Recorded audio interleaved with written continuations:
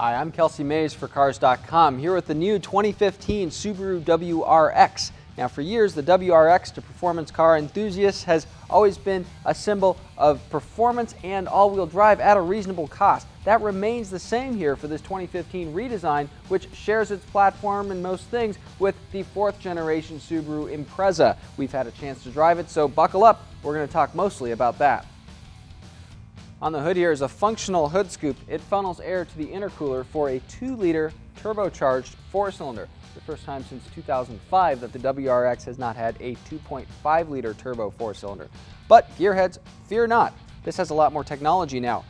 Direct injection, variable valve timing on both the intake and the exhaust side versus the port-injected 2.5-liter engine that had valve timing only on the intake side. Add it all up, horsepower about the same here, 268 horsepower in the new WRX versus 265 before.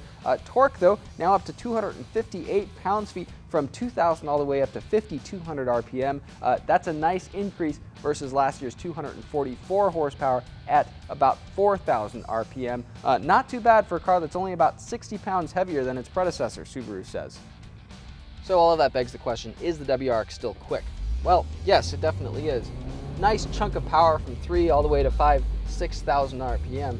Unfortunately, our test car has Subaru's optional automatic transmission. It's a continuously variable automatic, and I know a lot of you are going to start burning your Subaru effigies for putting a CVT in the WRX. It does suck away some of the fun. A driver selectable SI drive, Subaru Intelligent Drive system comes in the WRX. It's got 3 modes. It's got Intelligent, Sport, and Sport Sharp. Now in Intelligent and Sport mode, you do get some of that soupy kind of non-linearity that comes with a lot of CVTs, sort of that rubber band effect. It takes a little while to kind of wake the engine up from its sleepier stages and get it where the RPMs are kicking a little bit higher. Sport Sharp, though, actually reverts to what is supposed to simulate an 8-speed automatic transmission. It actually feels like a pretty good 8-speed at that. It holds through 8 different fixed gears, downshifts 2, 3, 4 gears at a time if you need to. Pretty fun way to drive, kind of the only way to drive. It might be contrived, but you know, it's the best way to experience this CVT. There are 6 gears that Intelligent and Sport try to hold, but they only engage when you've been pressing on the gas pedal hard enough, 30–40% down throttle depending on which mode you're in. Around town, you don't get much of that, still kind of that soupy CVT feel.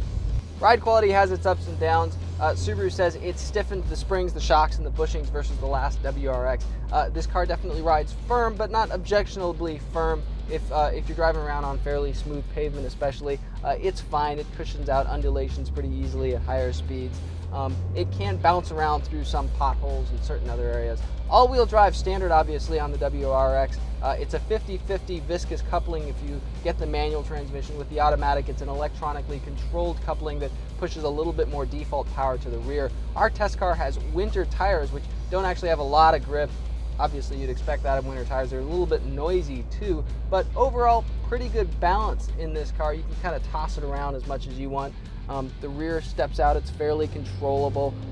It's easy to kind of slide out on all fours and quite a bit of fun actually. The WRX shares its cabin with the 4th generation Impreza. Pretty good cabin materials, but a very conservative design, starting to look a little bit outdated, especially in certain areas like the doors here. Still very easy to see out of though, thanks to a large windshield, tall side windows, and very narrow pillars. One little annoying thing here, this center armrest here feels a little bit low, especially if you sit up high. You kind of wish that your elbow would fall more naturally to it. It's a few inches lower than you would expect. These seats, though, bolstered sports seats in the WRX, they hold you in during corners. They're very comfortable on long trips. Editors really liked them. The 2015 WRX comes only as a sedan. There's no more hatchback available. Starting prices are around $27,000, including destination. That's just a few $100s more than the outgoing WRX.